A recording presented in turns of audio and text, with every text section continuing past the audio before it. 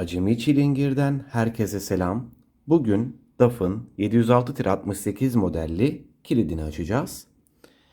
Gergi aparatımızı yine kilide yerleştiriyoruz ve maymuncuğumuzla pinleri ayarlamaya başlıyoruz.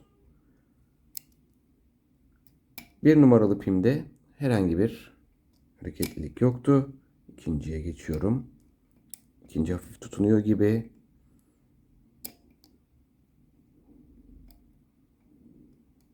Biraz sert tutunuyor. O yüzden üçüncüye geçtim. Üçüncü yerine oturdu sanırım. 4. Şimdi 5'teyim. Hiçbirinde bir hareketlilik yok. Tekrar bir numaraya dönüyorum. Bir numara da aynı. 2 zannedersem yerine oturdu.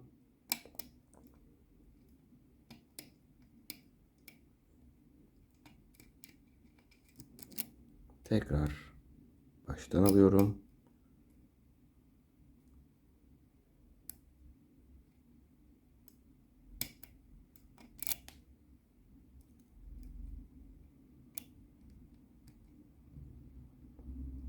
Sanırım biraz fazla kuvvet uyguladım.